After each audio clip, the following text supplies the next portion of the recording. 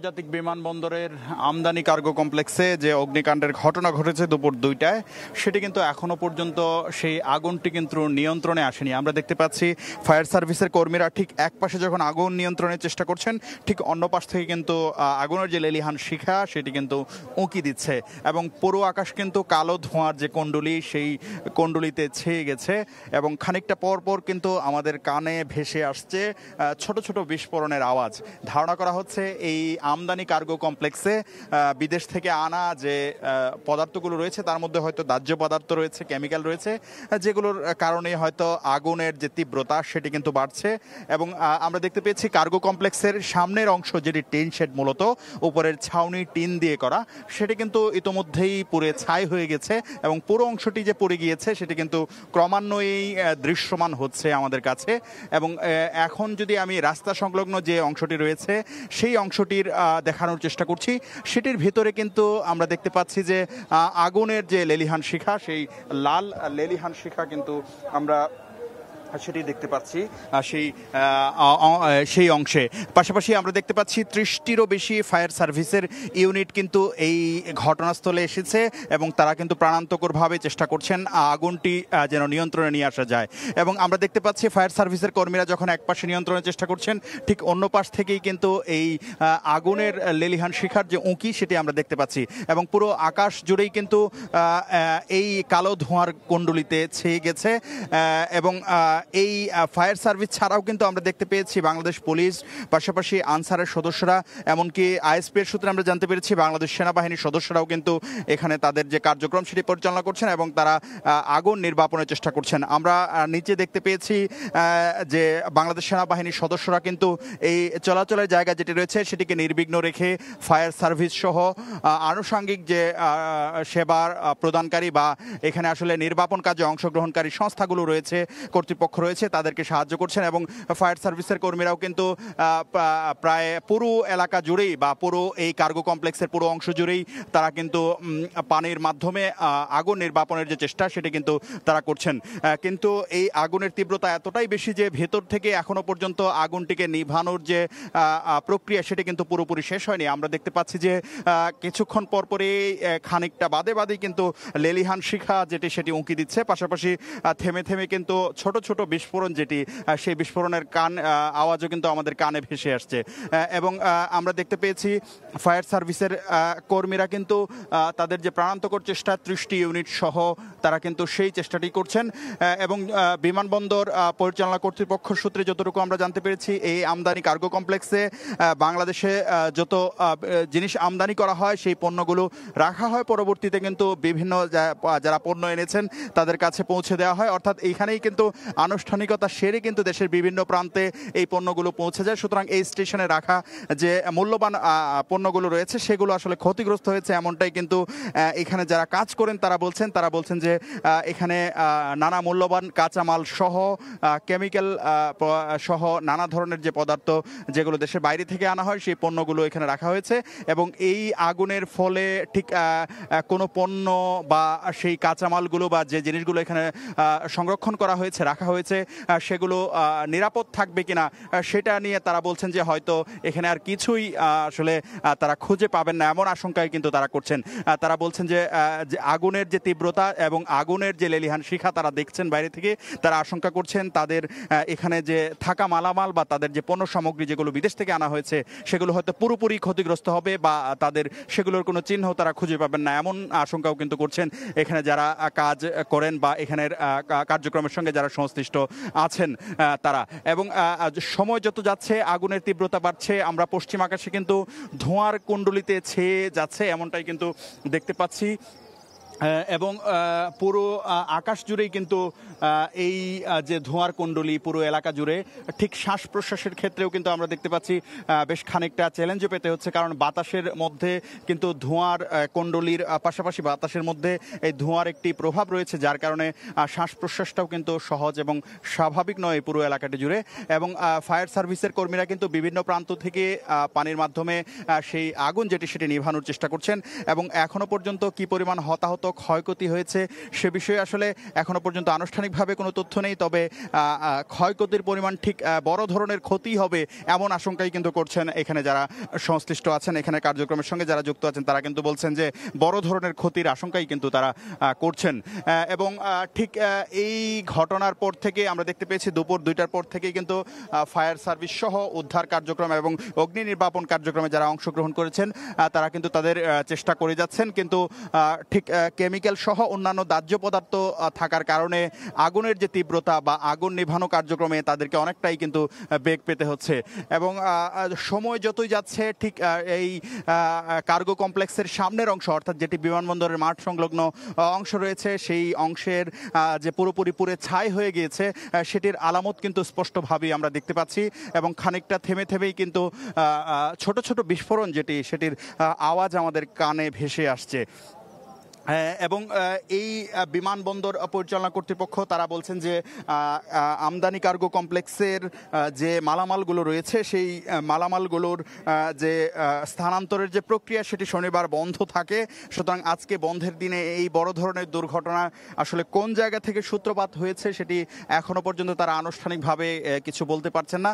হয়তো ঘটনার পর বা অগ্নি নির্বাপন কার্যক্রম যেটি রয়েছে সেটি শেষ হওয়ার পর আনুষ্ঠানিক তদন্তের মাধ্যমে কোন জায়গা থেকে সূত্রপাত বা কি কারণে এই আগুন অগ্নিকাণ্ডের ঘটনা ঘটলো সেটি বিমানবন্দরের ভেতরের অংশ পাশাপাশি বাইরের অংশ সব জায়গা থেকেই কিন্তু তারা তাদের যে প্রাণান্তকর চেষ্টা ফায়ার সার্ভিসের কর্মীরা সেটি করছেন যে এই অগ্নিকাণ্ড যেন নির্বাপন করা যায়। আমরা দেখতে পাচ্ছি বেশ কিছু অ্যাম্বুলেন্স কিন্তু এই ঘটনাস্থলের দিকে আসছে বিভিন্ন দিক থেকে, সুতরাং এখানে হয়তো কেউ হতাহত হয়ে থাকতে পারেন এমনটি কিন্তু ধারণা করা হচ্ছে। অর্থাৎ এই অগ্নিকাণ্ডে শুধু মালামাল নয়, হয়তো কোনো জানেরও ক্ষতি হয়েছে, অর্থাৎ কোনো মানুষও হয়তো ক্ষতিগ্রস্ত হয়েছেন, হতাহত হয়েছেন এমনটি কিন্তু ধারণা করা হচ্ছে, যেহেতু চতুর্পাশ থেকে অ্যাম্বুলেন্সের ছুটে আসার একটি দৃশ্য আমরা দেখতে পাচ্ছি। অ্যাম্বুলেন্সগুলো ছুটে আসছে, সেক্ষেত্রে হয়তো হতাহত কাউকে উদ্ধার বা হাসপাতালে নিয়ে যাওয়ার জন্যই এই অ্যাম্বুলেন্সগুলো আনা হচ্ছে। এবং আগুনের কথা যদি বলি, 2টার পর থেকে আমরা যে মাত্রায় আগুন দেখতে পেয়েছিলাম এখনো পর্যন্ত কিন্তু ধোঁয়ার কুণ্ডলিতে আমরা সেই পরিমাণ আগুনই আন্দাজ করতে পারছি। অর্থাৎ আগুনটির নিয়ন্ত্রণে আসার যে প্রক্রিয়া সেটি কিন্তু এখনও আইন শৃঙ্খলা বাহিনীর সদস্যরা বা ফায়ার সার্ভিসের কর্মীরা কিন্তু নিয়ন্ত্রণে আনতে পারেননি। তারা কিন্তু এক পাশ থেকে যখন আগুনটি নিয়ন্ত্রণে আনার জন্য পানি দিচ্ছেন, ঠিক অন্য পাশে কিন্তু আমরা দেখতে পেয়েছি আগুনের চিহ্ন, অর্থাৎ যখন তারা দুপাশ থেকেই সেই পানি দেওয়ার চেষ্টা করছেন ঠিক অন্য পাশে আমরা দেখতে পাচ্ছি যে আগুনের লেলিহান শিখা। এবং আমরা যদি বলতে যাই উত্তর পাশে এখনও পর্যন্ত কিন্তু আগুন দাউ দাউ করে জ্বলছে, সেটা কিন্তু স্পষ্টভাবেই দেখা যাচ্ছে। এবং ফায়ার সার্ভিসের কর্মীরা সেই অংশ থেকে কিন্তু তারা তাদের প্রাণান্তকর চেষ্টা করছেন এই আগুনটি নিয়ন্ত্রণে আনার জন্য। এবং মাঝখানের অংশেও আমরা দেখতে পাচ্ছি ছোট ছোট আগুনের যে চিহ্ন বা লেলিহান শিখা সেটি কিন্তু বারবার উকি দিচ্ছে। এবং এখন যদি বলতে যাই তাহলে সেক্ষেত্রে উত্তরাংশে অর্থাৎ এই কার্গো কমপ্লেক্সের উত্তরাংশেই কিন্তু এখন আমরা দেখতে পাচ্ছি আগুনের উপস্থিতি বেশি, এবং লেলিহান শিখাও কিন্তু এই উত্তরাংশে বারবার আমরা দেখতে পাচ্ছি। এবং মাঝখানের অংশেও কিন্তু ছোট ছোট যে কুণ্ডলী সেটি উঁকি দিচ্ছে, এবং ধোঁয়ার কুণ্ডলিতে কিন্তু পুরো আকাশ ছেয়ে গেছে। আমরা দেখতে পাচ্ছি ধোঁয়া কখনো সাদা আবার কখনো কালো হচ্ছে, কিন্তু বাতাসের সঙ্গে সঙ্গে এই কুণ্ডলীর যে বিস্তৃতি সেই বিস্তৃতিও কিন্তু আমরা দেখতে পাচ্ছি ক্রমান্বয়ে বিস্তৃত হচ্ছে। এবং উত্তর পাশে এখন পর্যন্ত আমরা দেখতে পাচ্ছি যে উত্তর পাশে আগুনের যে তীব্রতা সেই তীব্রতা বেশি উত্তর পাশে দৃশ্যমান হচ্ছে আমাদের কাছে। হয়তো পুরো অংশ জুড়ে আগুনের তীব্রতা রয়েছে, কিন্তু ছাদ থাকার কারণে হয়তো ঠিক উত্তরাংশের যে তীব্রতা আগুনের সেই উত্তরাংশের তীব্রতাটি আমাদের নজরে আসছে। এবং ফায়ার সার্ভিসের কর্মীরা কিন্তু উত্তর প্রান্ত থেকে পানির মাধ্যমে সেই আগুনটি নিয়ন্ত্রণে আনার জন্য চেষ্টা করছেন। যদি বলতে যাই পশ্চিম আকাশে সূর্য যে হেলে পড়েছে সেই সূর্যকেও কিন্তু ঢেকে দিচ্ছে এই ধোঁয়ার কুণ্ডলী। সুতরাং কতটা তীব্র আগুন বা ধোঁয়ার কুণ্ডলী কতটা বিস্তৃত আমরা কিন্তু সেটা থেকেই বুঝতে পারছি। এবং উত্তরাংশে আমরা দেখতে পাচ্ছি সময় যতই যাচ্ছে উত্তরাংশের যে আগুনের উপস্থিতি বা উত্তরাংশে আগুনের যে তীব্রতা সেটি আমরা অন্য অংশের তুলনায় বেশি লক্ষ্য করছি। এবং মাঝখানে অর্থাৎ এই কার্গো কমপ্লেক্সের ঠিক মাঝখানের অংশটিতেও কিন্তু বারবার আগুনের যে কুণ্ডলী সেই আগুনের কুণ্ডলীটি উঁকি দিচ্ছে। 2টার পর থেকেই ফায়ার সার্ভিসের কর্মীরা তাদের যে আনুষঙ্গিক সরঞ্জামাদি রয়েছে সেগুলো নিয়ে কিন্তু তারা এই যে অগ্নি নির্বাপন কার্যক্রম সেই অগ্নি নির্বাপন কার্যক্রমে অংশগ্রহণ করেছেন এবং 2 ঘন্টারও বেশি সময় প্রায় 3 ঘন্টা ধরেই কিন্তু তারা এই কার্যক্রমটি চলমান রেখেছেন। আমরা দেখতে পেয়েছি ফায়ার সার্ভিসের পাশাপাশি এই কার্যক্রমে অংশগ্রহণ করেছে বাংলাদেশ পুলিশের সদস্যরা, আনসারের সদস্যরাও অংশগ্রহণ করেছেন, স্বেচ্ছাসেবক কর্মীরা অংশগ্রহণ করেছেন, বিমানবন্দর পরিচালনা এবং নিরাপত্তার সঙ্গে যারা সংশ্লিষ্ট তারাও কিন্তু এই যে অগ্নি নির্বাপন কার্যক্রম এবং উদ্ধার কার্যক্রম সেটিতে কিন্তু তারা অংশগ্রহণ করেছেন। এবং আইএসপিআর থেকে আমরা জানতে পেরেছি, আইএসপিআর থেকে জানানো হয়েছে যে বাংলাদেশ সেনাবাহিনীর সদস্যরাও কিন্তু এই অগ্নি নির্বাপন কার্যক্রম যেটি সেটিতে তারা অংশগ্রহণ করেছেন এবং তারাও তাদের প্রাণান্তকর চেষ্টা করছেন আগুনটিকে যেন নিয়ন্ত্রণে নিয়ে আসা যায়। তবে এখানে যারা এই কার্গো কমপ্লেক্সে যারা আসলে কাজ করেন এরকম কয়েকজনের সঙ্গে আমরা কথা বলেছি, তারা বলছেন যে আসলে বিদেশ থেকে আনা কাঁচামালগুলো তারা এখানে রাখেন, পাশাপাশি এখানে আসলে মূল্যবান যে কেমিক্যালগুলো বিভিন্ন কাজে ব্যবহৃত হয় কারখানায় সেই কেমিক্যালগুলো এখানে রাখা হয়, পরবর্তীতে দেশের বিভিন্ন স্থানে আসলে এখান থেকে নিয়ে যাওয়া হয়। সেই ক্ষেত্রে তারা এখানে আসলে এই মূল্যবান সামগ্রীগুলো পুরোপুরি নষ্ট হয়ে যাওয়া বা ক্ষতিগ্রস্ত হয়ে যাওয়ার যে আশঙ্কা সেটা কিন্তু তারা করছেন এবং তারা বলছেন যে এটি বড় ধরনের একটি ক্ষতি হবে এমন আশঙ্কায় কিন্তু তারা করছেন। ঠিক কী কারণে আগুনের সূত্রপাত সেটি এখনো পর্যন্ত কর্তৃপক্ষ বা এখানে যারা প্রত্যক্ষদর্শী ছিলেন তারা কিন্তু বলতে পারেননি। হয়তো তদন্তের মাধ্যমে সেই আগুনের যে সূত্রপাতের কারণ বা আগুন কি কারণে আগুন লেগেছে সেটির বিষয়ে তারা হয়তো জানাতে পারবেন আমাদেরকে। তবে এখনো পর্যন্ত ঠিক আগুন নির্বাপনের যে কার্যক্রম সেটিতেই কিন্তু তারা অংশগ্রহণ করছেন এবং আমরা উত্তরাংশে অর্থাৎ কার্গো কমপ্লেক্সের উত্তরাংশে কিন্তু আমরা দেখতে পাচ্ছি যে আগুনের তীব্রতা এখন বেশি এবং সেই অংশ থেকেই আসলে ফায়ার সার্ভিসের কর্মীরা আগুন নির্বাপনের জন্য চেষ্টা করছেন এবং মাঝখানের অংশটিতেও ঠিক কিছুক্ষণ পরপর আমরা আগুনের যে লেলিহান শিখা সেই শিখার উঁকি দেওয়ার যে দৃশ্য আমরা সেটি কিন্তু দেখতে পাচ্ছি। সুতরাং আগুন যে এখনো পর্যন্ত ভেতরেও রয়ে গিয়েছে সেটি কিন্তু আমাদের কাছে স্পষ্ট, কারণ মাঝখান থেকে বারবারই কিন্তু আগুনের যে লেলিহান শিখা সেটি উঁকি দিচ্ছে এবং উত্তরাংশে যদি বলি আমদানি কার্গো কমপ্লেক্সের সেই উত্তরাংশে কিন্তু আগুনের তীব্রতা যেটি সেটি আমাদের কাছে স্পষ্ট, আমাদের চোখে কিন্তু সেই উত্তরাংশের আগুনের তীব্রতাটি আমাদের কাছে আসছে।